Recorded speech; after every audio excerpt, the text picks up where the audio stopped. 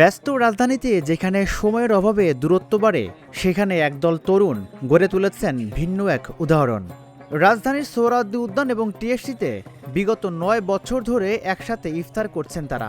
২০১৭ সালে শুরু ছোট উদ্যোগ থেকে আজ তা পরিণত হয়েছে এক বড় মিলন মেলায়।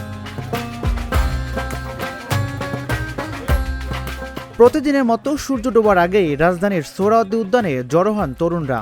কেউ নিয়ে আসেন খেজুর, কেউ ফল, কেউ বা শরবত। বিছানো পেপারের উপর সাজানো হয় ইফতারের আয়োজন।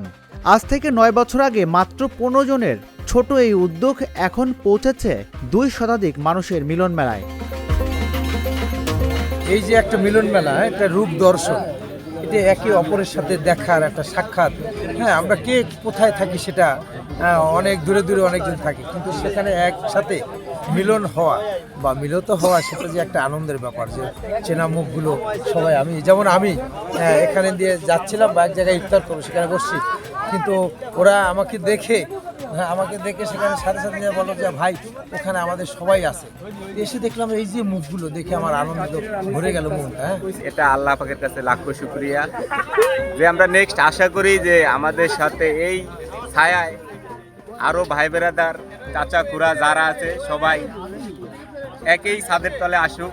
আর এমন একটা জিনিস যা ভাষায় প্রকাশ করা যাচ্ছে না, যে আমি ইচ্ছে করলেই কিছু পারবো এটা না, এটা উপর আল্লাহর নিয়ামত। পবিত্র মাহে রমজান উপলক্ষে দেখেছে কাউকে 5 বছর পরে দেখছি, 2 বছর পরে দেখছি, 1 বছর পরে, যে এটা খুব আনন্দ। আল্লাহর কাছে লাখো শুকরিয়া। এটা আমরা শুরু করছি 2017 সাল থেকে।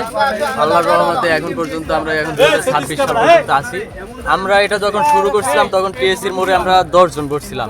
এখন আল্লাহর রহমতে 150 নিয়ে এটা প্রোগ্রাম করি।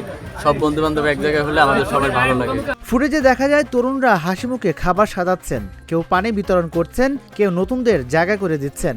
আজানের সঙ্গে সঙ্গে একসাথে দোয়া ও ইফতার। পবিত্র মাহে রমজান উপলক্ষে আমরা সবসময় কেউ না কেউ একসাথে হয়ে ইফতার করে আল্লাহ তাআলার রহমত পেয়েছিলাম। এই যে দেখতে পারতেছেন, এটাই আমাদের কাছে আনন্দ, তৃপ্তি, এটাই আমাদের হচ্ছে পাওয়া, এবং সবসময় আমরা যাতে এভাবে এই রহমতময় হয়ে থাকতে পারি, ইনশাআল্লাহ এটাই আমাদের চাওয়া এবং কাম্য। আসলে আমাদের পথ চলাটা দীর্ঘ অনেক বছরের, কিন্তু এখন সবাই আসলে কর্মক্ষেত্রে সবাই যে যার মতো ব্যস্ত, হয়তো বা আগের মতো একসাথে বসা হয় না। কিন্তু আমরা চেষ্টা করি প্রতি বছর এই দিনে, রমজান মাসে একটা দিন হলেও যেন আমরা সবাই একসাথে ইফতার করতে পারি। এই জন্য আল্লাহর কাছে লাখ লাখ শুকরিয়া। আসলে এটা খুবই আনন্দপূর্ণ একটা দিন বা একটা সময়, কিন্তু এটা আসলে ভাষা দিয়ে বোঝানোর মতো না। এখানে আসা মানুষরা বলছেন শুরুটা ছিল বন্ধুত্ব ধরে রাখার জন্য, এখন এটা তৈরি হয়েছে তাদের পরিবারের মতো। এই একটা দিনে আমরা একত্রিত হই ইফতার উপলক্ষে, এটা আমাদের কাছে না পাওয়া অনেক বড় পাওনা। আর দ্বিতীয় কথা, এখানে যারা ইফতার করে প্রতিটা মানুষই এর চেয়ে ভালো ইফতার তার বাসায় ডিজার্ভ করে, কিন্তু আমাদের এখানে আসে অন্তত আমাদের এই ভালোবাসাটা আর এই চক্ষু দেখাটা যে বজায় থাকে, এই কারণে। প্রতি রমজানে অন্তত 2-1 বার এরকম ভাবে সব বন্ধুদের সাথে অবশ্যই করা খুবই জরুরি। আমাদের একটা বন্ডিং বাড়ে, আমাদের সব একটা কি বলে যে রিলেশনটা যেরকমই ঠিকটা আর কি বোঝা যায় তখন।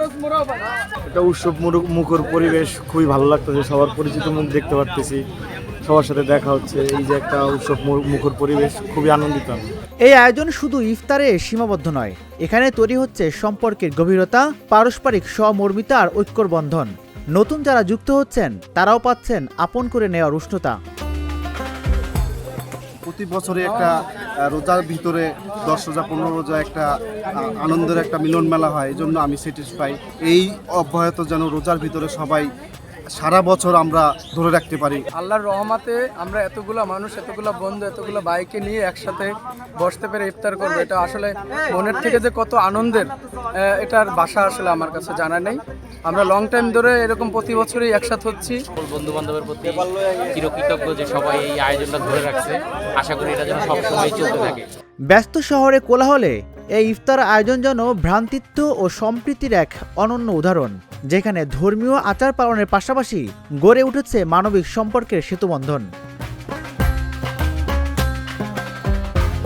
রাজিবুল ইসলাম, ঢাকা জার্নাল, ঢাকা।